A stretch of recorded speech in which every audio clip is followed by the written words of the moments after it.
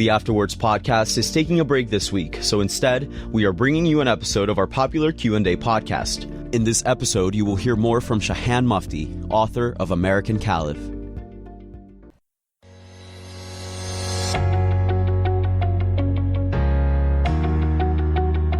Hi, I'm Susan Swain, host of C-SPAN's Q&A, where we spend an hour with nonfiction writers and historians who add context to today's news. Our guest this week is Shahan Mufti, whose new book, American Caliph, recounts an event that's been mostly lost to history, the March 9th, 1977 Hanafi Muslim siege in Washington, D.C.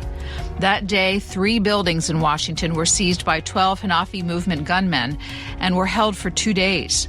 The group took 149 hostages, killed a young radio reporter named Maurice Williams, and shot then-councilman and future Washington, D.C. Mayor Marion Barry. Mr. Mufti describes the background of the group's leader, Hamas Abdul Khaalis, the blood feud between him and the Nation of Islam, a movie about the Prophet Muhammed that fueled the hostage-taking, and the tense negotiations that ultimately ended the siege. Our conversation will begin in just a moment. In the news tonight, bands of gunmen identified as Hanafi Muslims are holding more than 100 hostages at 3 buildings in Washington, D.C. The gunmen have seized the headquarters of the B'nai B'rith Jewish organization, a Muslim religious center, and Washington City Hall. A radio newsman was killed in the City Hall takeover, and at least 11 persons were injured. The invaders demanded and got cancellations of the premiere of a new movie about the Islamic prophet Muhammad. Later in this newscast, we hope to bring you updated reports as they develop in Washington. Shahan Mufti, you've just written a book about this siege in Washington, American Caliph, March 1977. What interested you in this story? Well, it was all interesting when I found it. That was the first step. I didn't know about this. Like a lot of people I found didn't know about this. I encountered the story in 2015. And this was right after the shooting at the Charlie Hebdo magazine offices in Paris. And if you'll remember, that was the magazine, a French satirical magazine, had published some cartoons of the Prophet Muhammad that people found to be offensive. And it led to, they were attacked several times, but in 2015, the 2 gunmen entered the editor's meeting and massacred a bunch of the editorial staff, almost half. That was a big moment for me. I was no longer, I've worked as a journalist, I've worked for magazines, I've worked for Daily News, and I was shaken by that. And by this time, I wasn't working as a Daily News reporter. I was a professor of journalism now, and I talked about it with students. And I decided to write a piece, and I wrote a piece for the New Republic at that time about this idea of the image of the Prophet Muhammad just stirring something and repeatedly. It's like a recurring theme that the image of the Prophet Muhammad kind of stirs these great events. And it was during that research that I came across this paragraph, I think it was an academic study, about this time that 12 gunmen in Washington, D.C. held 150 hostages in the city for 2 days. And I was just surprised. I consider myself educated in this world of militancy, Islam. I've covered war, conflict, and I was surprised I didn't know about it. And the moment I read about it, I was gripped. The journalist in me just wanted to find out what had happened. And more importantly, the more I read about it, why it had happened, it became a really important question. That news report was at the end of day 1. It was 2 days, as you referred to. So in the end, were there more casualties than the one radio reporter that they referenced? So the radio reporter, that death occurred immediately. This was the 3rd location that the hostage takers had taken, which was the district building, now the John Wilson building in Washington, D.C. So that had happened right in the opening moments of that. There was a big gunfight in the district building. There were several people shot. The radio reporter died immediately. For the next 2 days, this hostage situation, for 2 full days this goes on. There were other people shot at other locations as well, at the B'nai B'rith too. But nobody died in those 2 days. There are, as I researched the book, I did find people who died in the days, weeks, months after.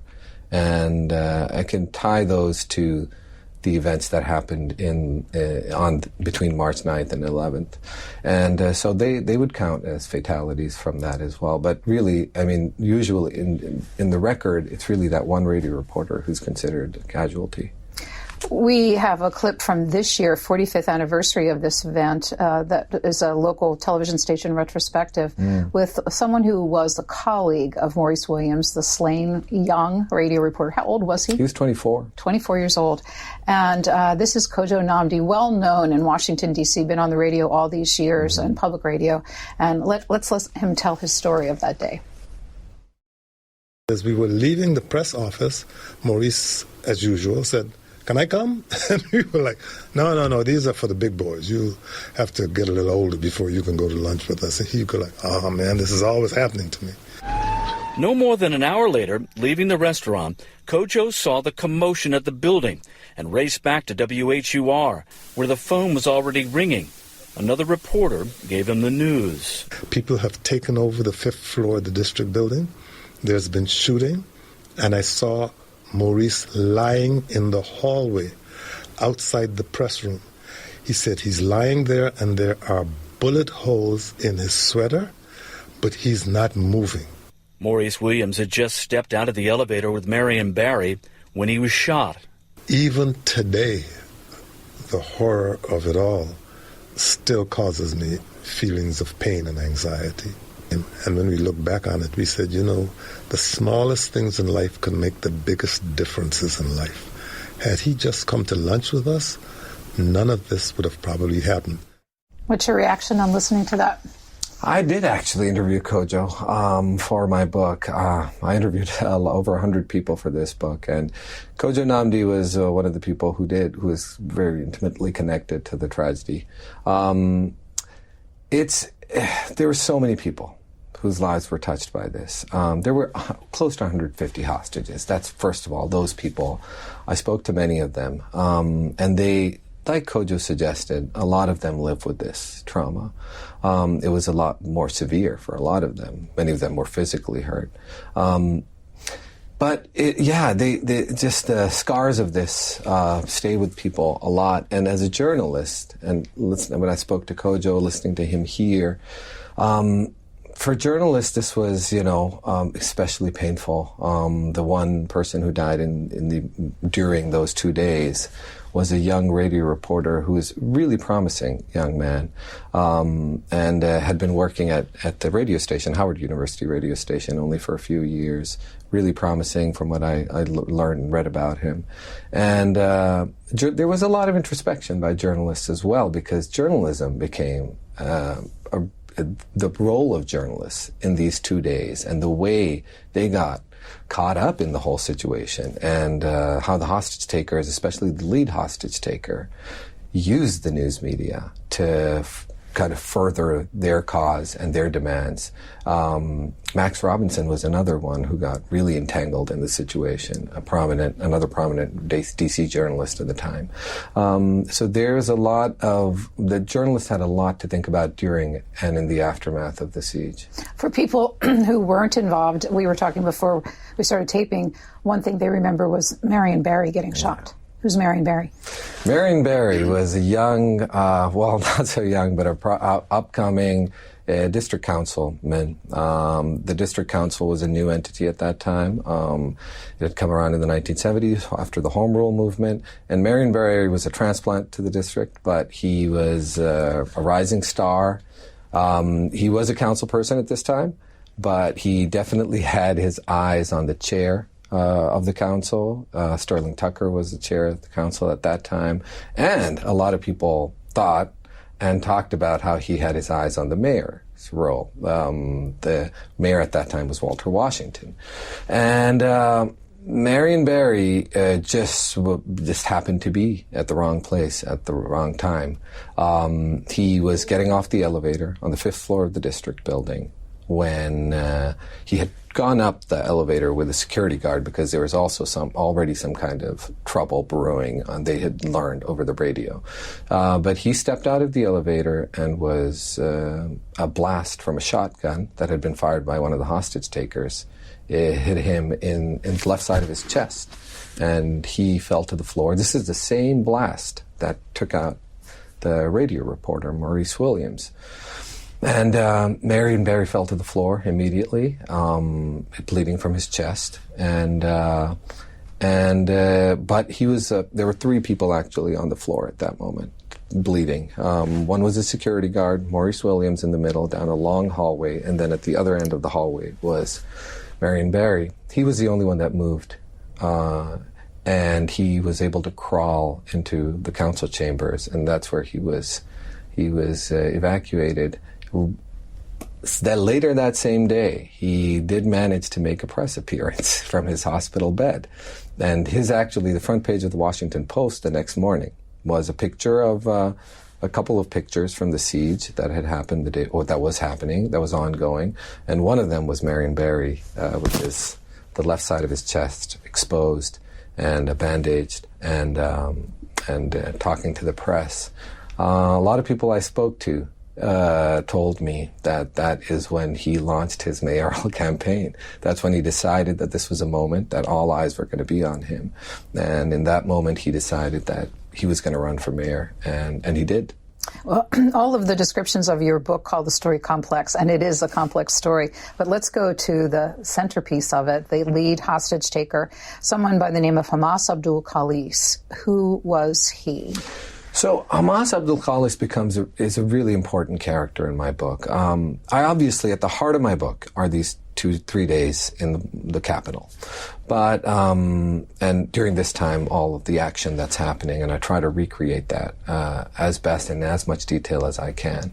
But my book is also about the sequence of events, the long sequence of events that led up to this. And that was an important part of the story. Now, I didn't want to just create a TikTok of what had happened. I wanted to understand how and why this had all occurred. And that was it's a vast story. I try to make it not too complex. I try to tell it simply, but Hamas Abdul Khaalis, this man is at the center of the story. He's the man who led this group of 12 hostage takers to take over these 3 buildings. He was... How old was he at the time? He was 54 at that time. Mm-hmm. He was born in Gary, Indiana, and my book begins with him in the U.S. Army. So he was in a base in Arizona getting a psychiatric evaluation. That's how I opened the first chapter. He was and he was let go from the military based on that psychiatric evaluation. That's something that kind of travels with him throughout his life. He does leave the army, though, and become a pretty successful jazz musician. He moves to Harlem. He gets there just as the bebop is developing, and he finds pretty good success. He ends up touring in Europe with a jazz band. But in that Harlem jazz scene is where he also finds Islam. And the Nation of Islam, the black nationalist movement that was headquartered in Chicago, but had built temples across the Northeast and the Midwest. He ends up at one of those temples and becomes a disciple of the leader of the Nation of Islam, Elijah Muhammad, and rises through the ranks of that organization very quickly. In the meantime, he's gotten a bachelor's degree from City College. He's attended graduate courses at Columbia University. So he's an impressive candidate for Elijah Muhammad and rises through the ranks of that organization, but then breaks away and creates his own Hanafi group, finds a new spiritual master.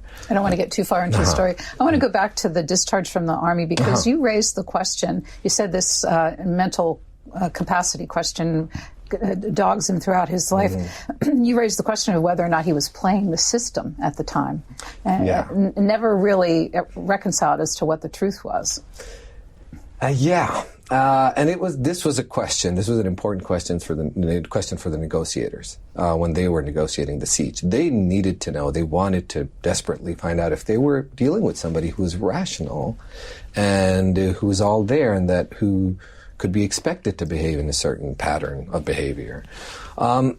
He was an exceptionally charismatic, and the word manipulative was used by some of the people who had interacted with him. He was a charismatic leader. He knew also how to manipulate people and bring them around to his cause, whatever that may have been at any point in time.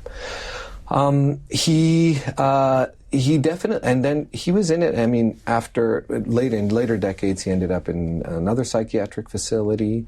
Conveniently, though, every time he would run into trouble with the law is when his psychiatric difficulties would arise, and he avoided federal charges based on this. He avoided getting deployed to Europe during the Second World War based on this. So him being mentally unwell, if he was, always kind of coincide. I always had to balance that against his real ability to manipulate situations and his genius at it, and also his charm at being able to get people to give him what he wanted. So it is a question that lingers, and by the end of his life, it was a question that was kind of lost. He ended up back in the system, and people no longer really even had those records. And he at the end of his life, he had a lot of psychiatric evaluations throughout his life. But at the end of his life, nobody even thought that he was in any way unwell or. And another theme that runs with his story is patriotism. Mm-hmm.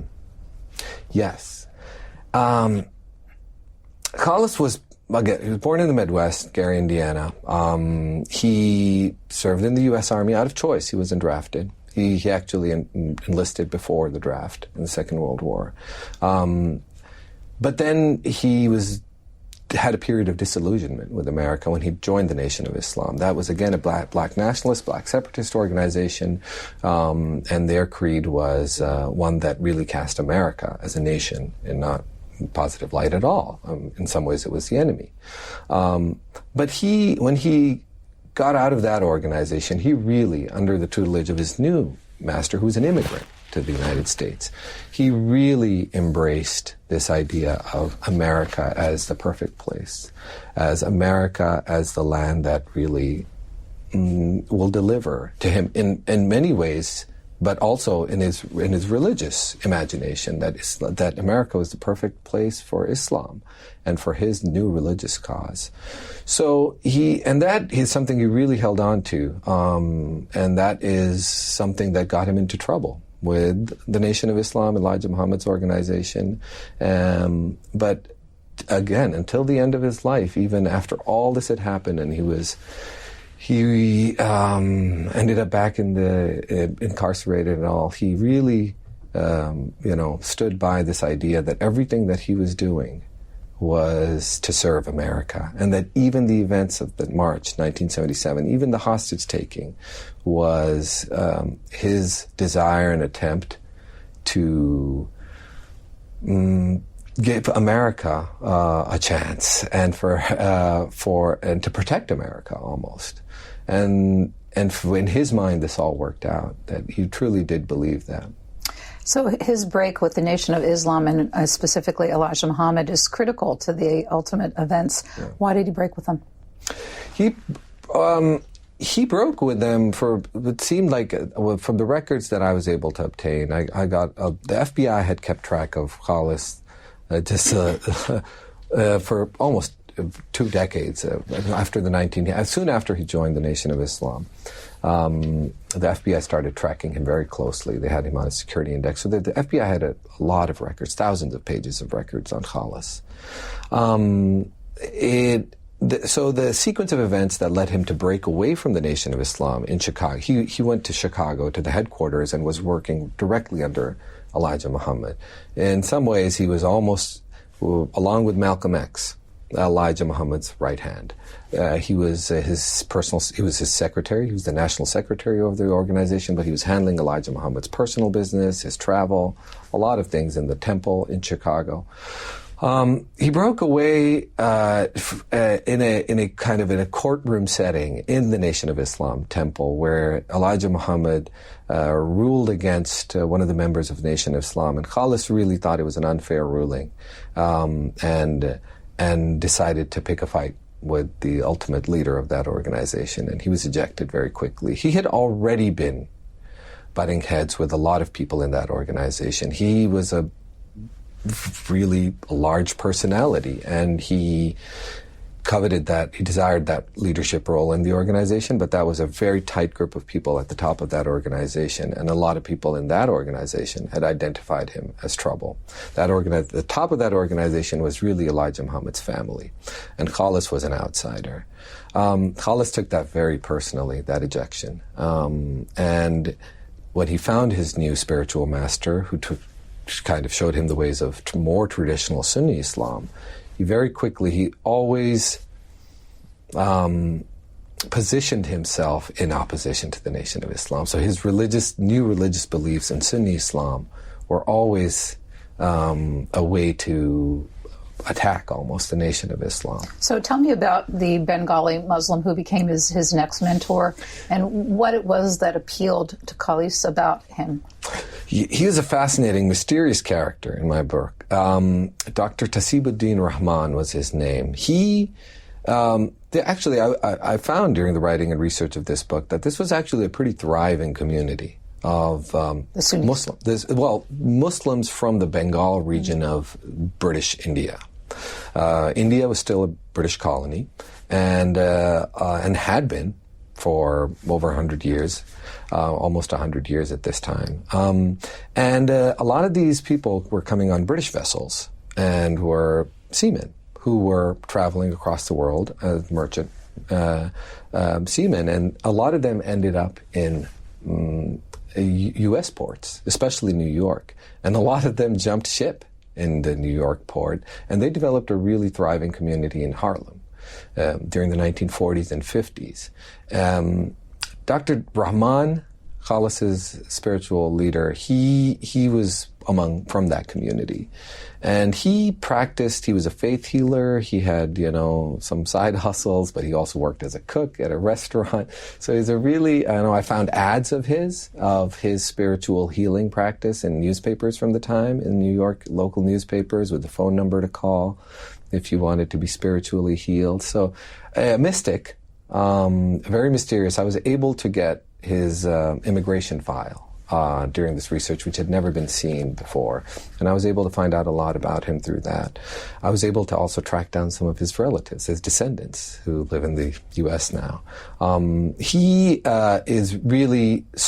It was a mutually beneficial encounter when Khaalis found this man, because Khaalis found somebody who was telling him what he wanted to hear, which was that the Nation of Islam, the largest, most important Muslim organization in the United States at that time, which Khaalis had broken away from, was a evil Zionist plot to destroy Islam and America.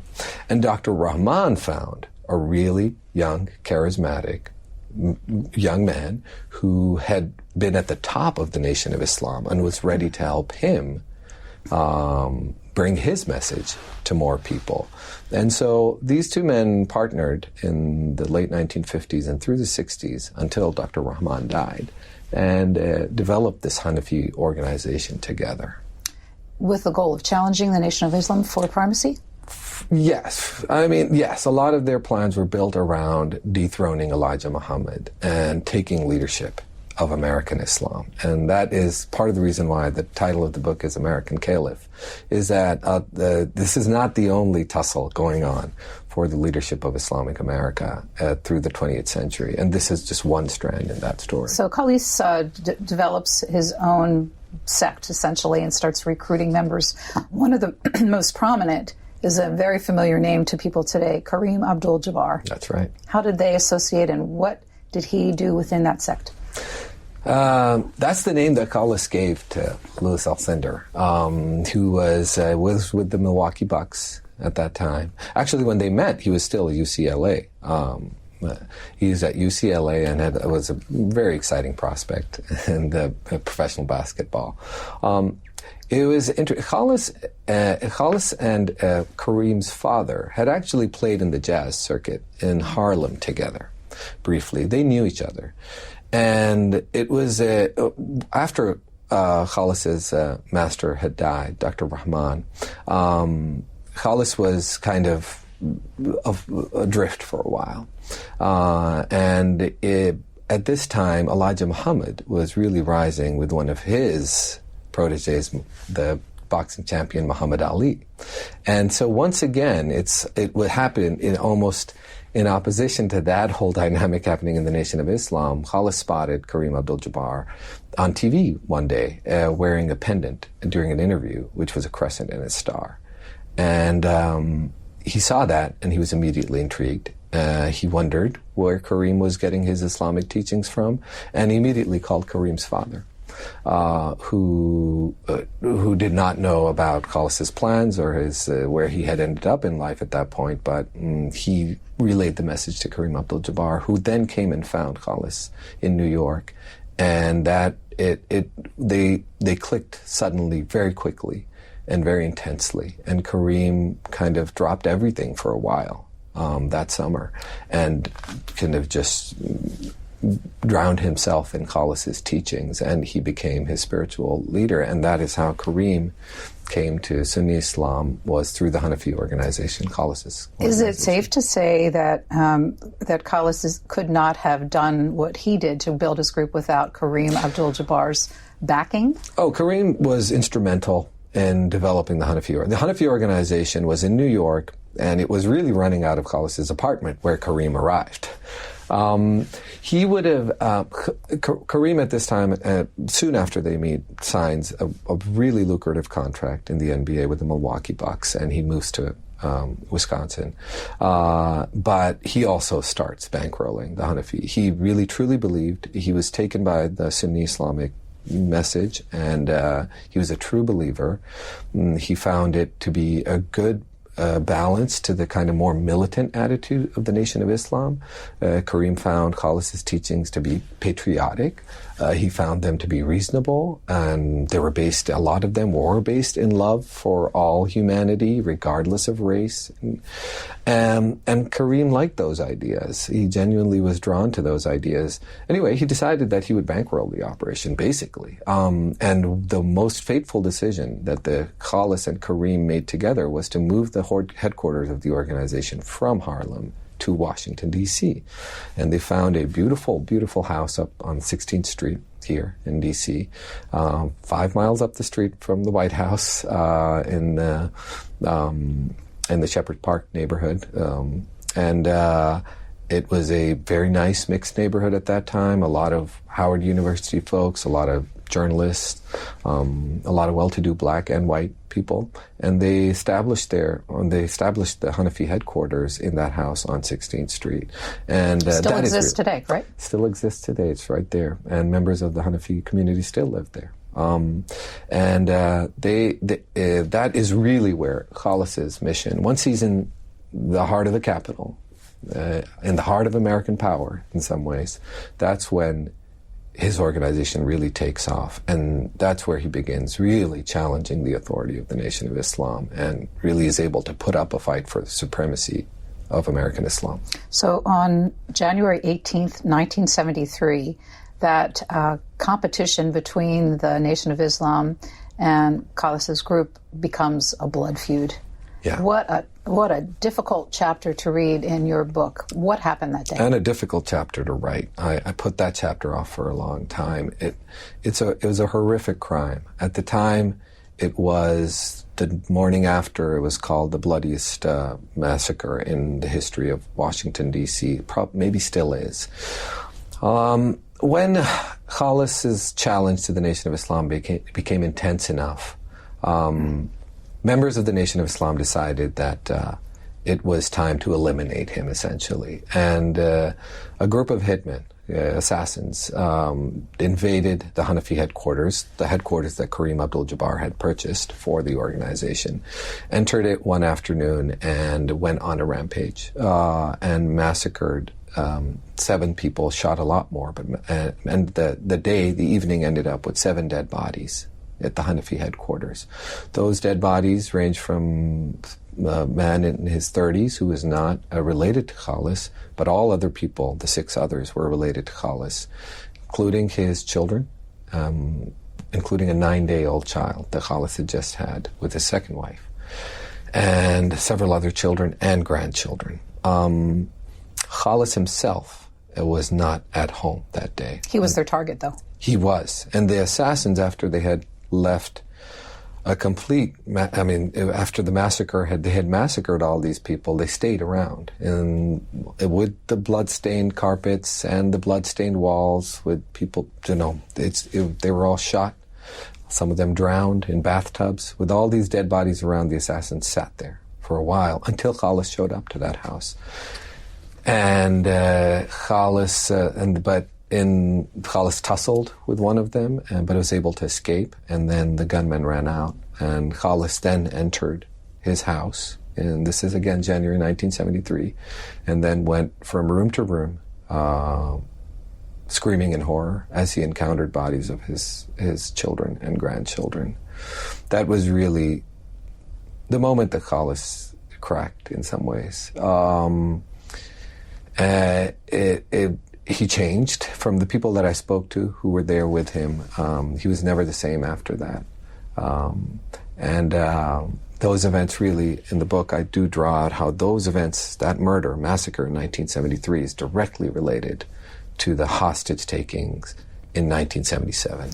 So we're at the 30-minute point, and I want to make sure we get the bulk of the story and leave enough for people to want to read your book afterwards, because there is much to learn. So we have two of the stools, of the three-legged stools, two of the legs, rather, of the stool, that's forming Khalis's mindset, the blood feud between him and the Nation of Islam and the massacre of his family. Right. And both groups had hatred of Zionism. Mm-hmm. And then the third, which you referenced in the beginning, was this film about Muhammad. I want to play a trailer, and you can then tell us how this mixes into the story. Let's watch. Muhammad is a liar. Liar? Where's the lie and where's the truth when it hasn't been spoken yet? These are Arabs who have betrayed the religion of their fathers. They follow a lunatic they call a prophet. They are led by greed. We are led by God. When you're dead, Hamza, I will cut your heart out. Taste your blood. These are the disciplines the prophet puts upon you. You may not harm a woman, a child, or any old person. Strike only at those who have expelled you, who have stolen your rights and enriched themselves with your possessions. So your book details 10 years of twists and turns by the producer, and we probably don't have time to go into this, but what I want to do is fast forward to spring of 1977, 4 years after the massacre in Washington, D.C. of his family. He's in New York City, sees a poster for this movie. Yes. Take us into what happens then when he sees that poster and how it gels in his mind. This movie was really the pretext for what happened on March 9th, 1977, as the Hanafis put it. Their first demand, when they took the hostages, was that this movie that was premiering in New York and Los Angeles that morning, that afternoon, be taken off the screens, and that their reels be removed from the country. Khalis found this film, like you said, he was in New York in early 1977. By this time, he has been in back-to-back trials for the men who had committed the atrocities at the headquarters and had killed his family members. They had been granted new trials. Some of them had never been convicted, but Khalis and his family and that community had been stuck in a series of trials that seemed to be at that point in time going nowhere. Khalis's daughter, who had been shot several times in the head, had been asked to repeat that testimony in front of several juries. So Khalis is in a very strange frame of mind at that time. Kareem Abdul-Jabbar has drifted away from him because of a lot of reasons. And Khalis sees this movie poster. And during the testimony later in the trial for the hostage taking, he said that this was the moment when he decided that he had to do something. In his mind, he saw... So none of the people that we saw in this trailer, just to be clear, are portraying Muhammad, the Islamic prophet. That is a touchy subject in Islamic history, in Muslim societies and Islamic civilization. The image of Prophet Muhammad, just portraying his face, is something that is not done. Khaalis believed that in that taboo as well and practiced that taboo as well. When he saw the poster, he interpreted this to be a crossing of that line. He believed that Hollywood, and through its agents, like Mustafa Akkad, the Syrian-American director of this film, had decided to desecrate the honor of his prophet, Muhammad. And everything in his mind, his feud with the Nation of Islam, which he believed was also backed by the same agents of the enemies of Islam, the people who in his mind were running the criminal justice system in America, who had failed to deliver justice to him through these trials, the people who ran the Nation of Islam. In his mind, it was all the same forces that were acting against him, and he decided that this film is what he would take a stand on, and he timed the hostage-taking and the siege of Washington, D.C. for the premiere date of this film. There is, though, that is what he said. But I do also believe that he, by this time, had decided that he would exploit some of the divisions within the Muslim world, abroad in Asia and Africa, in the heart of the Middle East, between forces that were supporting this movie project and some conservative clerics who were really opposed to this project. So the Muslim world was gripped with this project the whole decade that it was going on too. And this project had already caused some trouble in the Middle East and in Asia and South Asia and the Muslim world.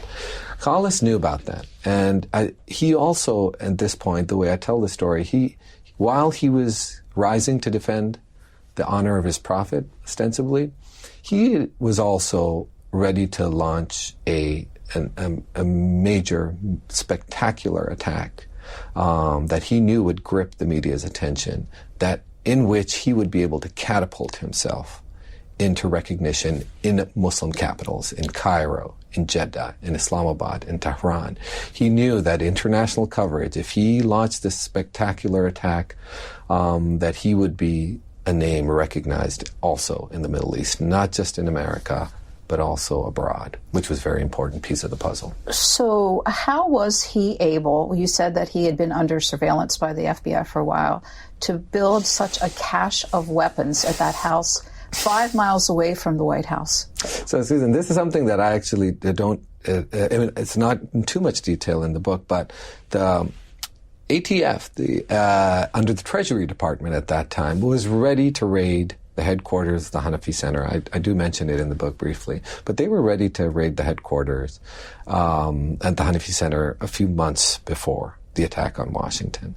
At that, the Hanafis had gone on a spree of buying weapons and ammunition throughout the Washington D.C., Maryland, Virginia area.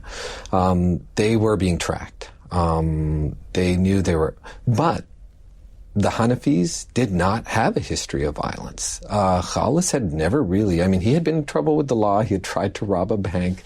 He had, he had been on that kind of edge of, doing the illegal, and he had done illegal things, but he had never been violent. And the Hanafis were recognized even in their immediate neighborhood, and the community was recognized as a healthy community, and nobody was necessarily scared of them.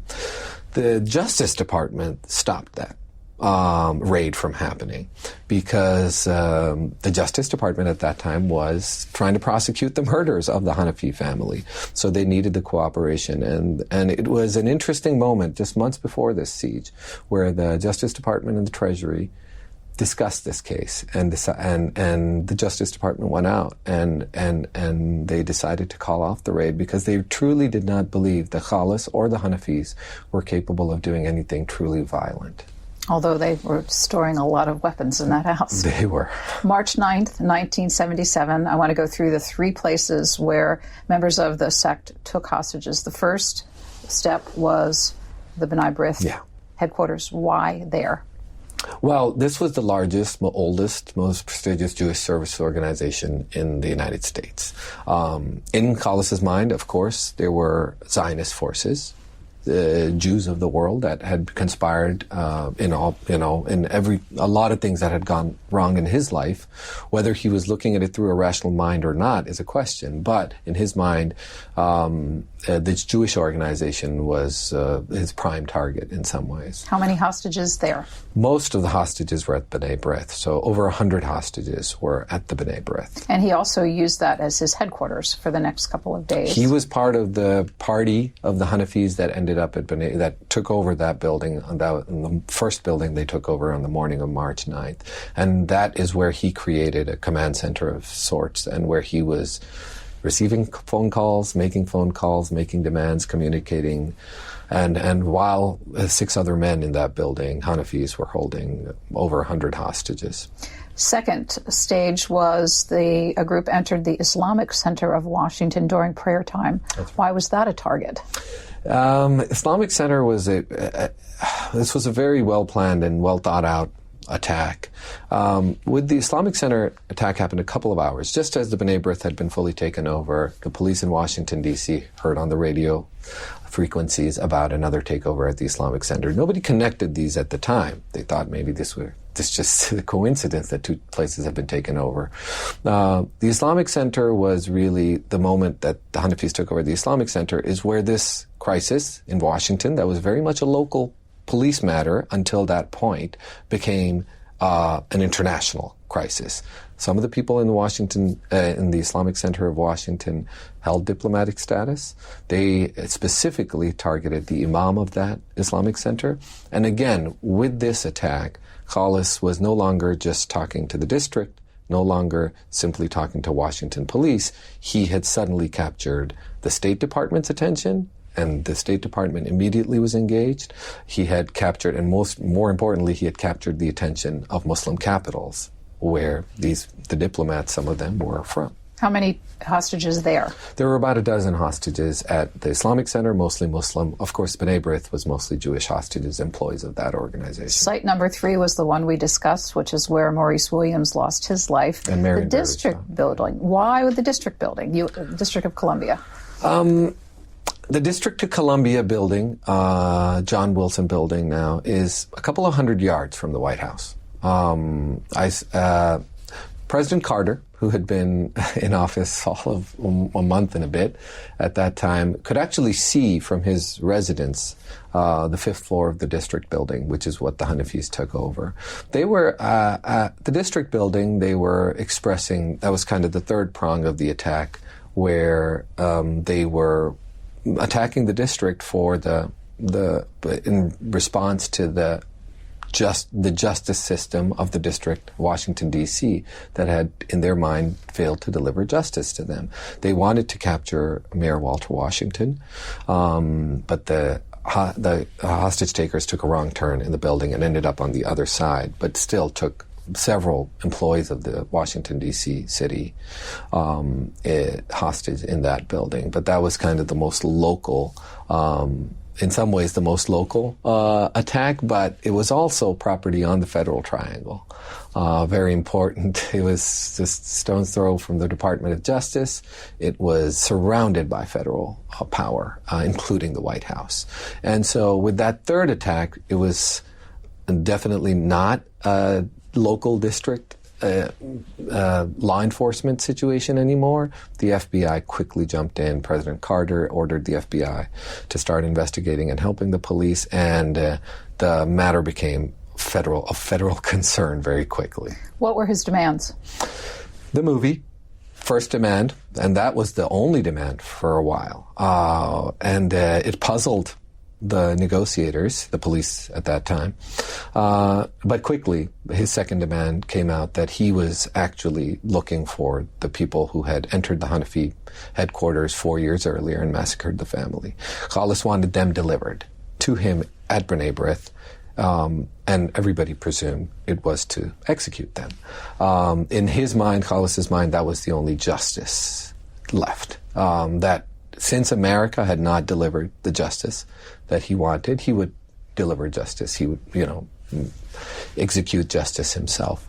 That was the second demand. And then a third demand emerged which was a demand for $750. And that was one that took me a while to tease out, but that was really a demand. It was a price of, it was a court fee that he had paid at one point in the trial of his family's murders for an outburst that he'd had during the trial against one of the Nation of Islam assassins. And he had to pay a court fee to get that, to just kind of continue the trial. In his mind, that $750, he always, in his mind, that was the price for justice, that he would get that $750 back. There was a fourth demand, though, that emerged at the end of the first day, where Khaalis not only was demanding that the assassins, the gunmen who had entered the headquarters, that they be delivered, but also that Wallace Muhammad, Elijah Muhammad's son, who had taken over the Nation of Islam, the organization, and his star disciple, Muhammad Ali, both also be delivered to him at the B'nai B'rith headquarters. That last demand, I believe, he was improvised because the night was approaching and he knew the morning papers would be running very soon, and I think he wanted some star power to his crisis, and he decided to drag Muhammad Ali into it. Earlier, you mentioned the role of the news media was something that would be examined. Here's our next clip. This is Max Robinson, ABC ultimately anchor, yes. Who was live on the phone with him in the middle of the siege. Yes. So we'll hear Khaalis' voice as well. Let's listen. But once the film is removed from this country, once you are asking that those responsible for the deaths or who killed your children be brought to the B'nai B'rith building. And the ones that killed Malcolm. And the ones that killed Malcolm. That's right. I want them. And you're asking for the $750? I want them. And the $750. And be sure you make on the radio that I've turned down millions of dollars, so it's not the $750, but this dog-ass Judge Braben, he hold me in contempt of court because I charged the murderers that murder my babies. Now, what do you think about that? And you think I'm going to roll over and play dead? What do you think I am? Some kind of jokester? I take my faith serious. So we have just about 12 minutes left in our conversation here. So what was a journalism professor, when you looked back at the role that journalists played in this 48 hours, what were your conclusions? Max Robinson emerged as a really important character for me. I felt a kinship with him. He's a journalist he's a big journalist character in my book. He got roped in, the worst of all, into this whole hostage situation. Actually, after this phone call ended, he started receiving threatening phone calls. He had to go into hiding that night, emerged from that hiding the next morning, went straight to the Hanafi headquarters, and did a piece to the camera there, a very sympathetic piece, actually, to the Hanafis, which he later reflected on later in life as well, and got some criticism for at that time. The news media, we have to understand, this is perhaps the first real live terrorist attack or militant attack in the United States that was covered live. The electronic news gathering vans were now technology that was available at local level in the affiliate stations here in Washington, D.C. and a lot of cities. So this hostage situation, this siege on the Capitol, was being broadcast live. And it also made the evening news about all the big networks. The media were a really important piece of the puzzle for Khaalis, from his perspective. He knew that he very quickly went on the phone lines. He knew he had a plan to engage the news media. He was taking phone calls. He was making phone calls out there, making sure that the news of the Capitol, the siege, was kind of wall-to-wall coverage all across the country. Journalists did not have a code of ethics or have much practice around how to deal with a hostage situation, a terrorist attacks, where demands were being relayed through them to negotiators, to law enforcement.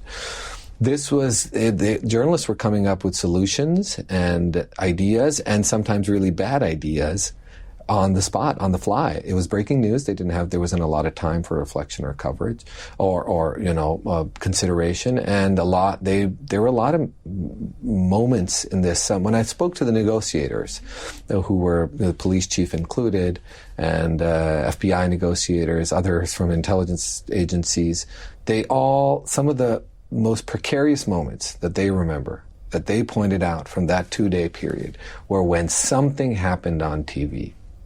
And that trailer that we just watched of the movie, about a few seconds of that movie had played at a television station. A television station had just decided to broadcast that. That became a really dangerous moment because if Khaalis found out about that those images had been broadcast in Washington TV in Washington D.C., it could have set him off. He also got caught in a live daytime show, like a talk show, and that host didn't handle the situation very well and sent Khaalis into a rage on the air. Those are the moments that negotiators now remember as the moments when they thought they would lose control. And they were fairly sure that he would act out on his threats of killing hostages one by one. There was no doubt in anybody's mind, outside of the hostage situations, all the hostages that I spoke to had no doubt in their mind that Khaalis and his followers were capable of executing violence, and none of the negotiators doubted that if Khaalis was pushed over the edge, that he could act out and do whatever he thought. So his demands that you enumerated before, the movie was stopped. Immediately, yeah. $750 was delivered to him. But there was no way people were going to deliver the folks that he asked for retribution, knowing that they would be killed in the process. So how did this come to an end? They hit a wall. Negotiators knew they couldn't go around the country picking people out of local prisons, state prisons, and delivering them somehow to a person. It was an impossible demand. The negotiators worked through the first night and into the second day, trying to distract Khaalis with menus of lunch and coffee and buying time. That was the only plan that they had after the first two demands had been fulfilled. In the meantime, Wallace Muhammad, the leader of the Nation of Islam, had also flown into the D.C. and offered himself up to present himself to Khaalis, which only complicated matters for negotiators. In the end, it was the appearance of three Muslim ambassadors from three Muslim countries, Yaqub Khan from Pakistan, Ashraf Gorbal from Egypt, and Ardeshir Zahidi, a very interesting character, the ambassador from Iran, actually the last ambassador Iran ever sent to this country. These three men offer their services to the Washington Police and the State Department and offer, incredibly, to enter the B'nai B'rith and have a face-to-face meeting with Khaalis and try to convince him somehow to let go of the hostages. And they did. And they were given clearance from the very top, including the mayor of Washington, D.C., but also the White House. And I saw records of those phone calls from Carter. But these three ambassadors did end up building, armed with a copy of the Quran, from which they decided to quote to Khaalis, and accompanied by unarmed police officers, including the police chief. These three ambassadors entered the B'nai B'rith and sat down with Khaalis face to face. The meeting went on for 3 hours that night, which I detail in my book. It's a fascinating meeting, but when they emerged, they said that Khaalis, the ambassadors informed the press that was waiting outside at a distance, that Khaalis was ready to release all hostages at all the locations. So the hostages were released. Khaalis was arrested and went on trial. There's time and we don't have time to tell that story. Ultimately, what was his judicial fate? Khaalis was, after being released, he was arrested again and went to trial. And he was charged under Washington, D.C. crimes, but they were prosecuted by the Department of Justice and U.S. attorneys. And they were able to present a case for a vast conspiracy against all. There was only one location where there had been a death in the district building, but that was a first-degree murder charge for the shooter. But they were also, through conspiracy charges, they were able to tie in all the Hanafis at all locations. They had to prove that this was a planned attack, a premeditated attack, and that all Hanafis had to be held responsible for the shots fired in the district building that led to the death of Maurice Williams. prosecutors were able to do that eventually. In the summer of 1977, the trial was elaborate. It was huge. It was one of the biggest that Washington And rapid. I mean, it was really only months after the events. Oh, yes. Months after. And only matched in size and scale to the Hanafi the massacre trial that had happened in D.C. 4 years early. But this time, Khaalis was on trial. And they presented a defense, the Hanafis, which some thought was an interesting defense. They almost used a religious defense, that this was all to defend the prophet of the Islamic, the honor of the Islamic prophet. But the jury decided that they decided to convict all 12 Hanafi men of various charges. He spent the rest of his life in jail? He spent the rest of his life in jail. In the end of the book, I do describe his experiences after 9/11. Well, during 9/11, he was in Washington D.C. prison, in Lorton Prison, when the plane struck the Pentagon here, and I figured that actually the plane flew over his prison. So in the couple of minutes we have left, I wanted to sort of tie this all together and ask, is this just a fascinating snapshot in time, or are there some lessons to be drawn about contemporary society that we should be aware of? I'm a journalist, so I'm always thinking about the now, and I was throughout this story. I was working on this book during very interesting and exciting times in this country. Very, very interesting times. I worked on this book signed the contract for this book during the Obama administration, worked on it through the Trump administration, through the Muslim ban talk, through the January 6th siege, through the Black Lives Matter movement. I viewed a lot of the events of the past 6-7 years through the lens of my book, and there is a lot in here that helped me understand what was going on around us. And, it's beyond just kind of the obvious things like the tensions between Muslims and non-Muslims and Muslims in this country, and this image of the Islamic prophet as something that triggers conflict. There's a lot about America. The book is called American Caliph. It is, and it really unfolds the events that lead up to the events in Washington, D.C. These events unfold all across the country. I'm following a director in Hollywood. I'm following Khaalis from the Midwest to Harlem. There is a lot that happens in this book that helped me understand what has been happening in America for the past 6 years. The criminal justice system failing people's anxieties, frustrations with the American government, with what is being delivered and not being delivered to them. These are all themes that are strong in my book, and I do hope that other people see what I saw during the process of writing this book. You did so much research, and one wonders how you managed with thousands of pages of individual documents to organize all of it. But is there one thing that you remember saying, this helps me understand it all, one piece of evidence that you found that made the whole thing come together? Well, I guess, the transcripts. I was able to, this is kind of a reporting triumph of mine, but I was able to locate the transcript of the entire the trial that happened after the siege. This has been lost. It does not exist in the public record anymore. But I was able to find one person who had held on to the entire transcript of the entire 1977 trial of the Washington siege, which it happened to be in a damp garage. It was kind of not doing well, but it was all there. It was thousands of pages. It surprised me that you reported that a federal court actually intentionally destroyed records. Well, routine record retention policies.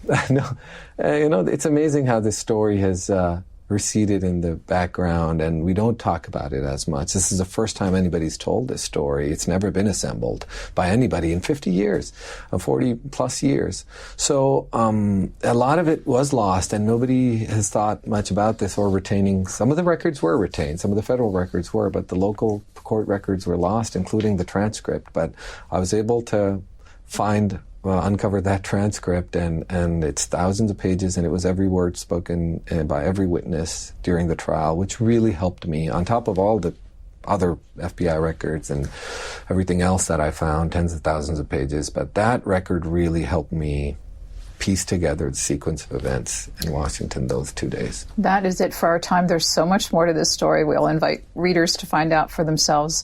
The book is called American Caliph, The True Story of a Muslim Mystic, a Hollywood Epic, and the 1977 Siege of Washington, D.C. Thanks so much for the hour. Thank you so much, Susan. Thanks for listening to C-SPAN's Q&A, and subscribe to us wherever you get your podcasts so you'll never miss an episode. And while you're there, please take a minute to rate and review us. You can also send us an email about Q&A at podcasts@c-span.org. Send me your questions, your comments, or ideas. Your feedback is welcome. New episodes of the Afterwards podcast will be back in September. If you like this episode of Q&A, you can follow it wherever you get your podcasts. You can also follow our C-SPAN Bookshelf podcasts and get weekly episodes of all our podcasts that deal with nonfiction books.